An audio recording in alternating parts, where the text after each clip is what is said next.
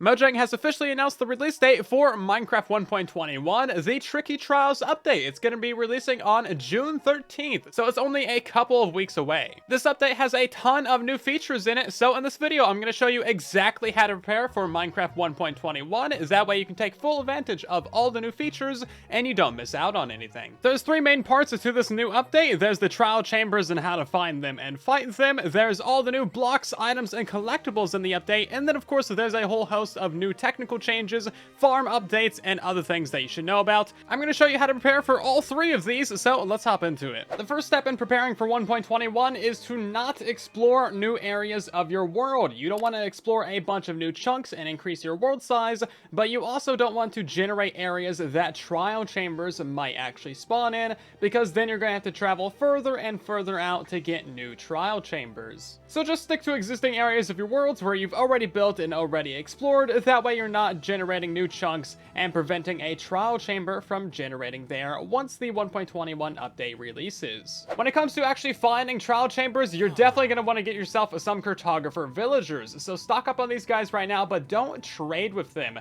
because once 121 releases, you can upgrade these guys, and then at their level 3, they're going to be able to sell the trial explorer map. This will take you directly to a nearest unexplored trial chamber. I don't think it's a 100% chance that every single one of these guys will have a trial map, but all three of these ones did. And as you can see, if we open this thing up, there is indeed a trial chamber on here, and of course the top of the map is always in north, so we just need to go this way by a couple hundred blocks, and bam, we'll be at a trial chamber. And keep in mind, trial chambers can very often be underwater or under oceans, and this one's actually quite close to an ocean monument, so you might have to watch out for drowning, drowns, and of course mining fatigue. And if you don't want to bother villagers, you can always just go to chunkbase.com, put in your world seed, select your version and the dimension, and this will tell you where every single trial chamber in your world is. As you can see, it gives you the exact coordinates. As you can see, they are pretty often underwater. Next step is preparing to fight the trial chambers. These things are going to be pretty easy if you're playing solo, if you have any real combat experience, but otherwise, as long as you take your time, they should be fairly straightforward to get through. In general, I'd recommend diamond armor, but you can get through this place even with regular iron armor. It's just going to take a while. Honestly, you're just going to want protection, maybe some projectile protection, although feather falling will help when you are fighting the breezes because they launch you up in the air. As for the sword, looting is always a good idea for the breezes, and of course you're just going to need sharpness for this place. A bow and arrow is always a good idea.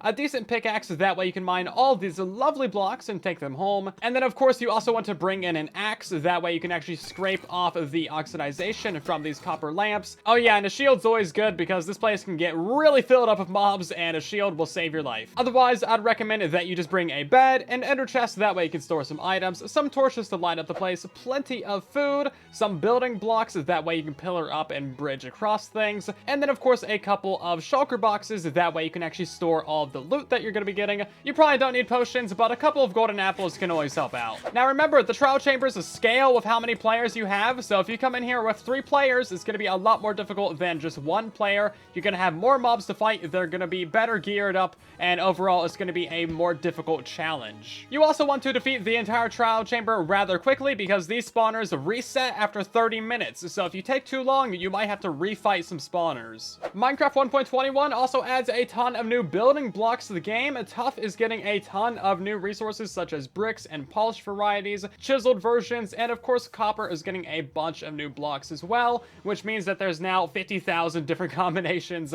I mean, seriously, look at this creative menu right here. This is a lot of copper to build with, okay, guys? So it's probably a good time to go copper mining or AFK at your drown farms to get some more copper, or you could just destroy the entire trial chamber to harvest them for all their lovely copper blocks. Either way, definitely do not throw away any tough blocks before the update because these things are really nice looking and you're going to be able to use these for a ton of stuff. It might even be a good idea to go back down to your existing strip mines and just harvest out the tough veins that are there because you're going to be wanting a lot of this stuff. There's also 20 new paintings coming to Minecraft Bedrock and Java Edition in this update. So you're going to want to find yourself some places to put these in your house because not only are these really good, but some of them are absolutely massive as well. Like we have some 4x4 paintings over here, and there are just a lot of these. So find yourself some places to decorate. There's also a ton of new items and collectibles that you're going to be finding in the 1.21 trial chambers, so prepare to go out of your way to try and find these things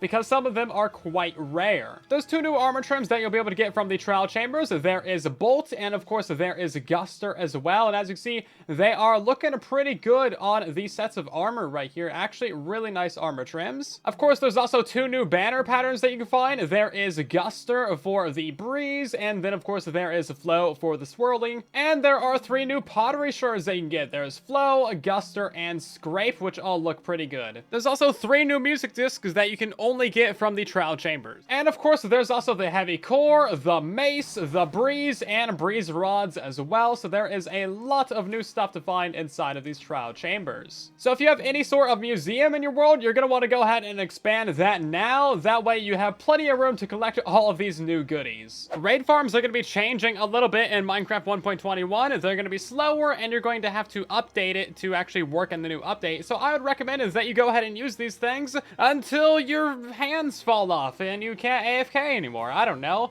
I didn't really think about how to say this, but yeah, just AFK and use your raid farms a ton, stock up on your emeralds, and also after 1.21, these things are going to be useful for the trial chambers. The reason why you might want a pillager outpost bad omen farm is because in 1.21, these guys don't just give you bad omen directly. When you kill them, they're going to drop these little bottles right here called ominous bottles. This is what you're going to be using to actually start raids now, and if you drink this while going into a trial chamber, it's going to start an ominous trial, which is basically just a more difficult trial that gives you better loot. And if I recall, an ominous trial is the only way to get the mace, so yeah, you're gonna want yourself a bad omen pillager captain farm. If you play on Bedrock Edition and you happen to own a creeper farm, you're gonna want to use that as much as you can before 1.21 releases, because basically every creeper farm in Bedrock Edition is being broken as of 1.21. All other mob farms and structure-based mob farms are pretty much fine. You won't really notice any real difference, but your creeper farms will have to be completely rebuilt and redesigned.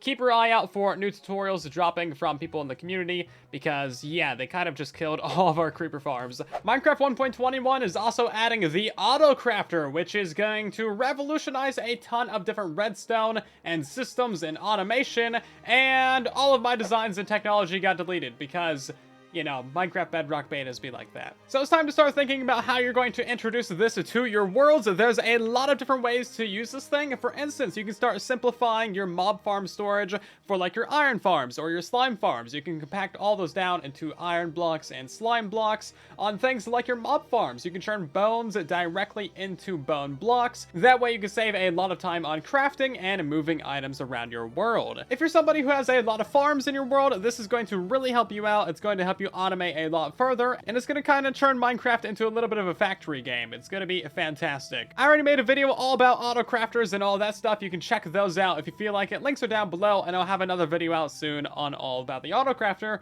but I kind of have to redo all my technology for that, because dang it, Bedrock. If you're a more advanced user and you're playing on a computer, you can also decide to trim your world to reduce your world size.